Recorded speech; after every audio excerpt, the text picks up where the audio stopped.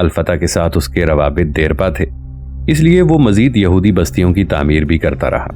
مغربی کنارے پر آباد فلسطینیوں کی زمین پر قبضہ بھی جاری رکھے ہوئے تھا، اور اس پر بالائے ستم فلسطینیوں پر اس کے مظالم بھی اسی طرح جیسے روز اول سے تھے، بلکہ ہر آنے والے دن میں اسرائیل کا فلسطینیوں پر عتاب بڑھتا ہی جا رہا ہے، کیونکہ وہ جانتا ہے کہ الفتح کے ساتھ مل کر وہ نام نہاد امن کے حصول کا نعرہ بلند کر دے گا۔ اس کا یہی نعرہ اسے دنیا کے سامنے سرخرو کر دے گا، مگر مسلمان دنیا اس کے ناپاک عزائم سے اچھی طرح آگاہ ہے کہ اسرائیل فلسطین کو ایک چھوٹے سے علاقے تک محدود کر دینا چاہتا ہے۔ بین الاقوامی قوانین کے مطابق مغربی کنارے میں یہودی آبادکاری غیر محفوظ ہے۔ اسرائیل مسلسل اس سے انحراف کر رہا ہے۔ اس نے مغربی کنارے کی ہزاروں ہیکٹر زمین پر قبضہ کر رکھا ہے۔ اس نے اس قبضے کا جواز یہ پیش کیا ہے کہ وہ اسرائیلی آبادکاروں کو تحفظ فراہم کرنا چاہتا ہے۔ اسرائیلی آبادکاروں نے 2 گنا علاقے پر قبضہ کر لیا ہے۔ یہ قبضہ سراسر ناجائز ہے۔ فلسطینیوں کو ان کی زمینوں سے بے دخل کر کے ان کے علاقوں پر قبضہ کرنے کے بعد انہیں وہاں قدم رکھنے کی بھی اجازت نہیں ہے۔ یہ قبضہ غیر سرکاری طور پر کئی دہائیوں سے جاری ہے، لیکن اب باقاعدہ سرکاری طور پر فلسطینیوں کو ان کے گھروں سے بے دخل کیا جا رہا ہے۔ اسرائیلی فوج کا کہنا ہے کہ وہ ایسا سیکیورٹی کے تحت کر رہی ہے۔ اس زمین میں سے آدھی زمین فلسطینیوں کی نجی ملکیت ہے، لیکن اس کے باوجود ان کو وہاں جانے سے روکا جا رہا ہے اور کہا یہ جا رہا ہے کہ یہ قدم سیکیورٹی کے لیے ضروری ہے۔ کمال ہے کہ ان کی ذاتی ملکیت کو ان سے چھین کر یہودی آبادکاروں کے حوالے کیا جا رہا ہے اور پھر اسے سیکیورٹی کا لبادہ پہنایا جا رہا ہے۔ فلسطینیوں کے علاقوں کو عدم تحفظ کا شکار کرنے والا اور وہاں ناقص سیکیورٹی کی صورتحال کا ذمہ دار کون ہے؟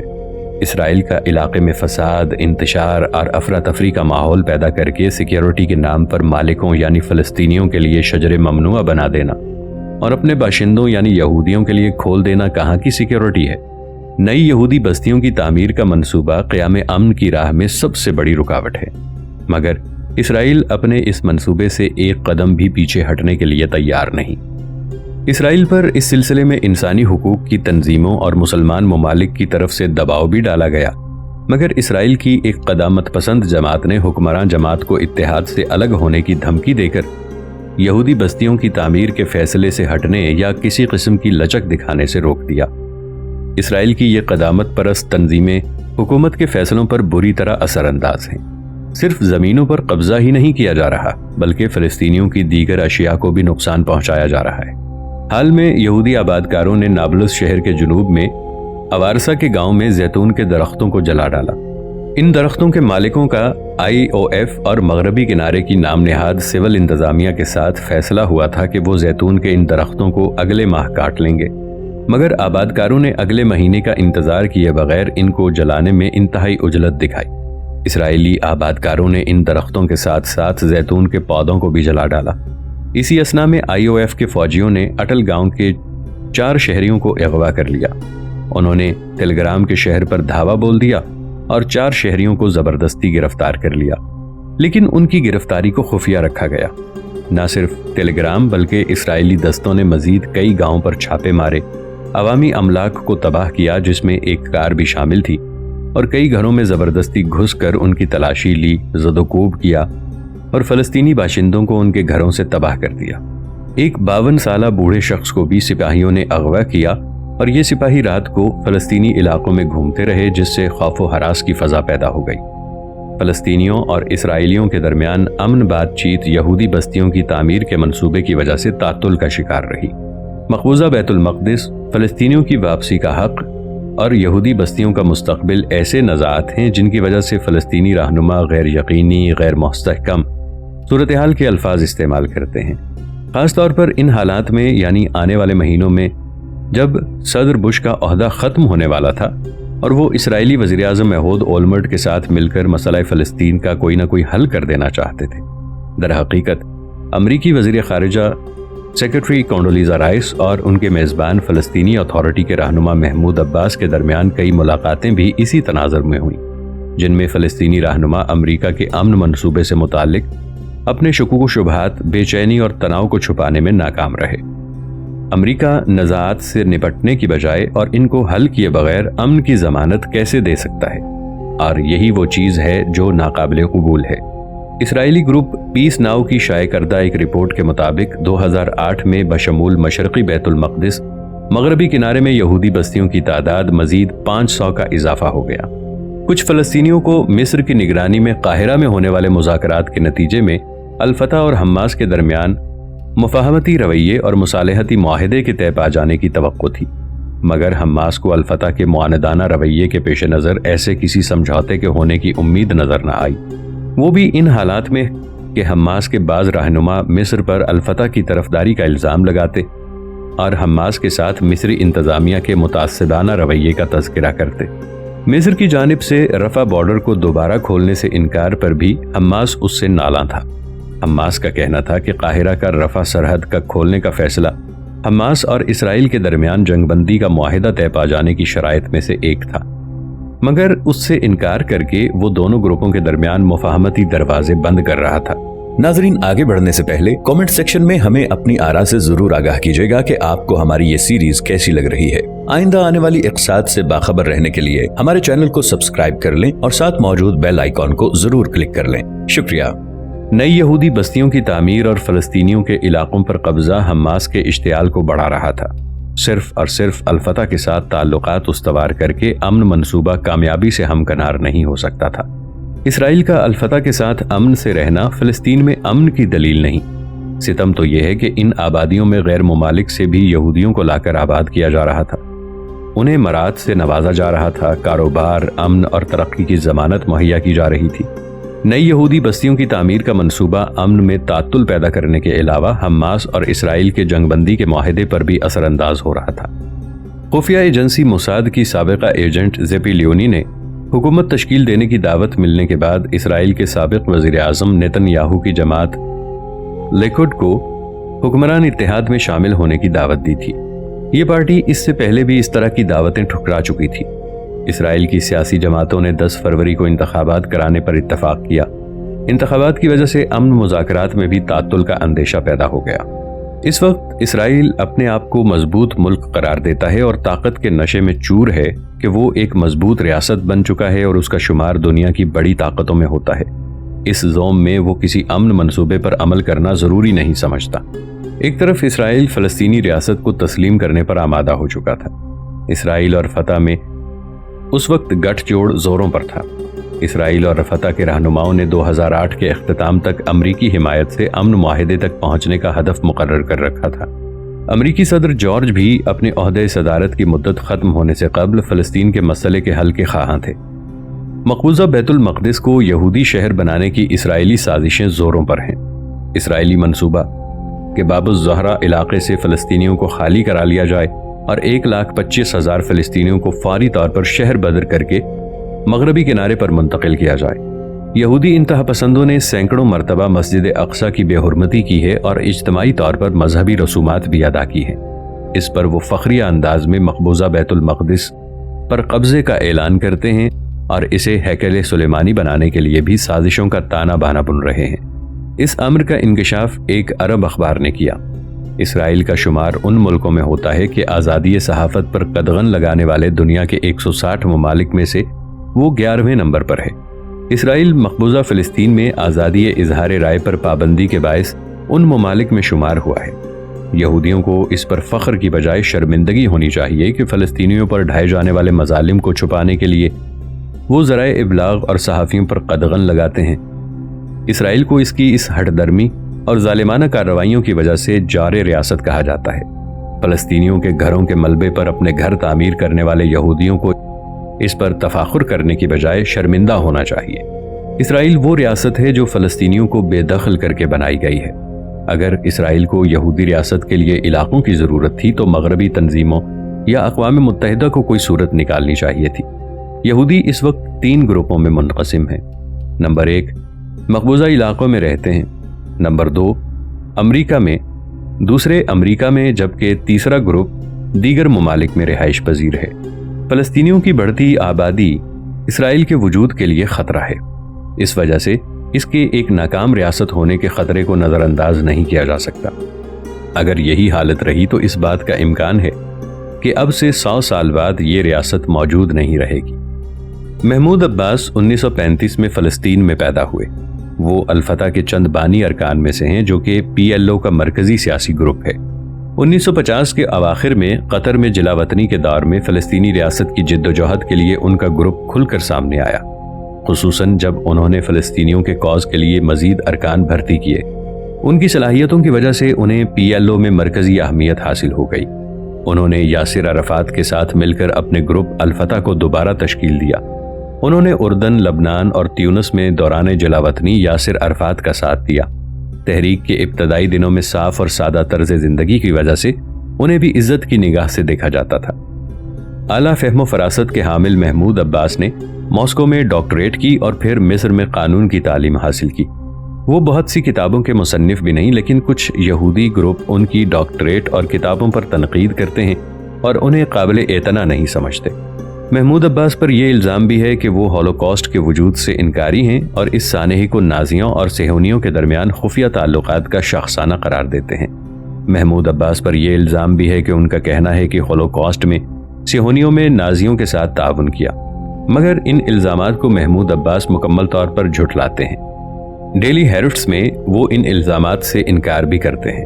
ہولوکاسٹ کی مذمت کرتے ہوئے انہوں نے بیان دیا کہ ہولوکاسٹ ایک عظیم سانحہ تھا، ناقابل معافی اور انسانیت کے خلاف ایک سنگین جرم، جسے انسانیت کی تذلیل کے علاوہ اور کچھ نہیں قرار دیا جا سکتا۔ میں نے تاریخ دانوں سے مذکورہ کچھ دلائل کا بھی حوالہ دیا ہے جن میں بہت سے مظالم کا تذکرہ کیا ہے۔ ایک کا کہنا ہے کہ اس سانحے میں 12 ملین افراد شکار ہوئے، جبکہ دوسرے نے ان کی تعداد 8 لاکھ لکھی ہے، لیکن میں ان متنازع اعداد و شمار میں نہیں پڑنا چاہتا۔ میں سمجھتا ہوں کہ ہولوکاسٹ ایک قوم کے ساتھ اور انسانوں کے خلاف سنگین جرم تھا جسے کہ انسانیت کسی طور تسلیم نہیں کرتی۔ محمود عباس منظر عام پر آنے سے قبل ہی فعال اور متحرک تھے۔ اگرچہ وہ پس منظر میں تھے، لیکن ان کے رابطے تمام عرب رہنماؤں اور انٹیلیجنس ایجنسیوں کے سربراہوں سے تھے۔ انہوں نے PLO کے لیے فنڈز اکٹھا کرنے میں اہم کردار ادا کیا اور 1970 کے اوائل میں اہم سیکیورٹی کردار ادا کیا۔ ان کی ان شخصی خوبیوں کی وجہ سے 1980 میں ان کا PLO کی جانب سے قومی اور بین الاقوامی تعلقات کے سربراہ کی حیثیت سے تقرر عمل میں آیا۔ محمود عباس کو معتدل مزاج شخصیت کے طور پر بھی جانا جاتا ہے۔ محمود عباس نے 1970 میں اسرائیلی اور فلسطینی دھڑوں کے درمیان مصالحتی کردار ادا کیا۔ اسرائیل اور فلسطین کے درمیان گفت و شنید کی ابتدا کے لیے بھی ان کو سراہا جاتا ہے۔ اوسلو امن معاہدے کا اعزاز بھی ان کو دیا جاتا ہے۔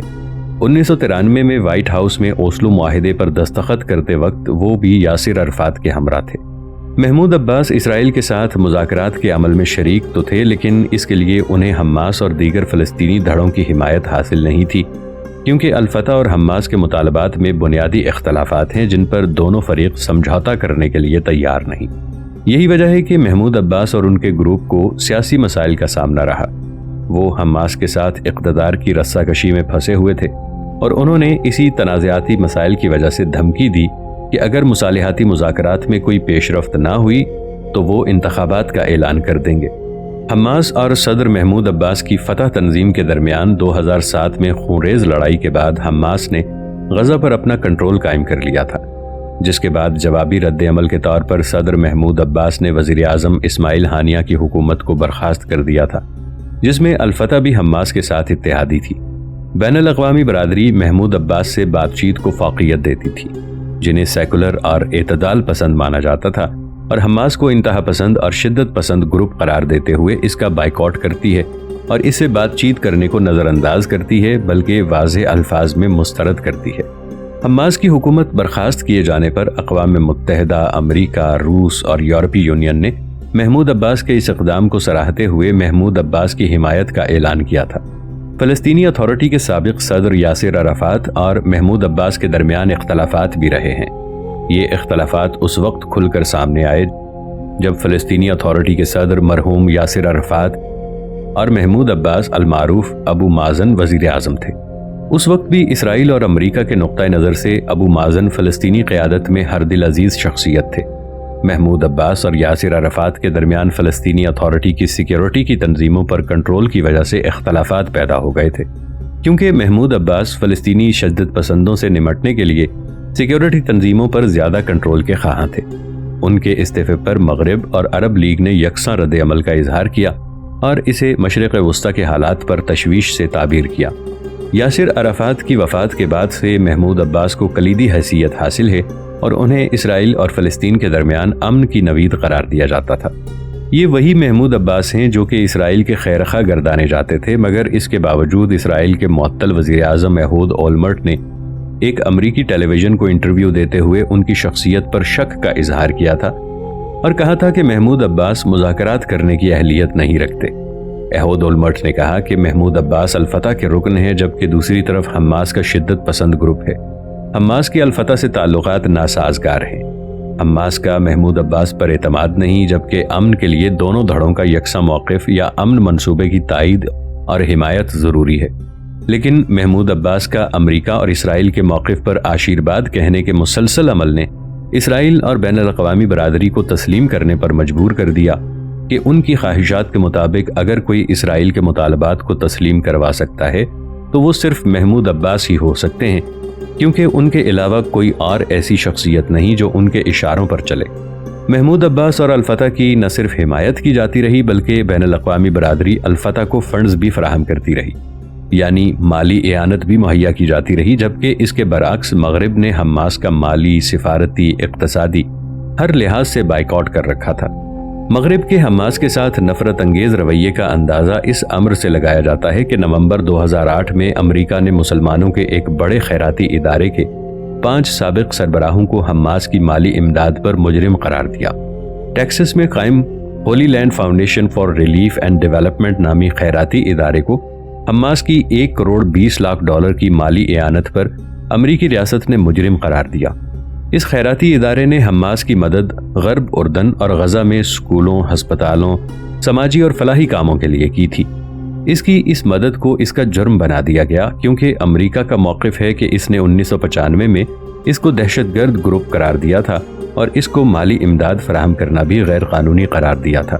پھر اس ادارے نے امریکی قوانین کی خلاف ورزی کرتے ہوئے 1995 سے 2001 تک حماس کو مالی مدد کیوں فراہم کی؟ اس خیراتی ادارے کو اس کے اس جرم کی بنا پر امریکہ نے 2001 میں بند کر دیا اور اس کے تمام اثاثے منجمد کر دیے گئے تھے۔ عدالت نے اس خیراتی ادارے کے مسلمان گھرانوں کی جائز انداز میں مدد کے موقف کو یکسر مسترد کر دیا اور اس کے تمام اثاثے منجمد کر دیے، اور ایسا امریکہ کی عدالت نے کیا جسے کہ انصاف کی بالادستی کا دعویٰ ہے۔ حماس سے مغرب اور اسرائیل کی نفرت اس لیے ہے کہ حماس اسرائیل کے ناجائز وجود کو تسلیم کرنے کے لیے تیار نہیں۔ وہ 1967 سے پہلے کے علاقوں کی واپسی کی بھی خواہاں ہے۔ مہاجرین کی آباد کاری اور یروشلم کا مسئلہ بھی اس کی ترجیحات میں شامل ہے۔ اس کے رویے میں نہ پہلے کوئی لچک تھی اور نہ اب ہے، جبکہ الفتح اسرائیل سے سمجھوتا کرنے کے لیے لچکدار رویہ اپنائے ہوئے ہے۔ یہی اس کی مغرب اور اسرائیل میں مقبولیت کی وجہ ہے۔ امریکہ اور اسرائیل الفتح کی تو پشت پر کھڑے ہیں، مگر وہ حماس کو یکسر نظر انداز کر رہے ہیں۔ مغرب محمود عباس کی حکومت سے دستبرداری کا اس لیے خواہاں نہیں کہ وہ سمجھتا تھا کہ محمود عباس مغرب کی خواہش کے مطابق امن منصوبے کی راہ پر گامزن ہیں۔ محمود عباس کی جگہ پر کسی دوسری شخصیت کا آنا ان کے لیے مسائل کا سبب بن سکتا تھا، بھلے وہ الفتح ہی کی کوئی رکن کیوں نہ ہو۔ لیکن شخصی اور نظریاتی اختلاف امریکہ اور مغرب کی خواہشات کے آڑے آ سکتا ہے۔ مغرب محمود عباس کی جگہ کسی دوسرے کو لا کر یہ خطرہ مول نہیں لے سکتا، کیونکہ ایک طرف حماس کا شدت پسند گروہ مغرب کو پریشان کیے ہوئے ہے اور دوسری طرف حزب اللہ۔ اگر محمود عباس عہدہ صدارت سے فارغ ہو جاتے تو مغرب کی مشکلات میں اضافہ ہو جاتا۔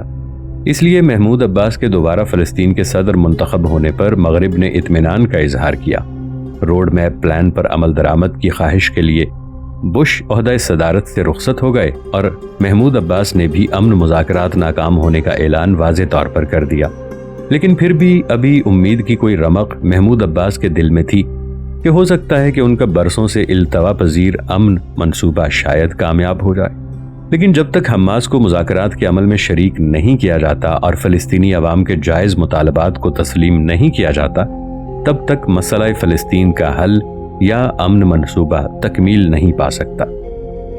اوباما کی جیت سے دنیا کا منظر بدلنے کی کوئی بھی توقع رکھنا کم فہمی کے علاوہ اور کیا تھا، کیونکہ اوباما اسی امریکی نظام کا حصہ تھا جو مسلم دشمن طاقتوں کے ہاتھ مضبوط کر رہا ہے اور اسلام اور مسلمانوں کو نقصان پہنچانے کے درپے ہے۔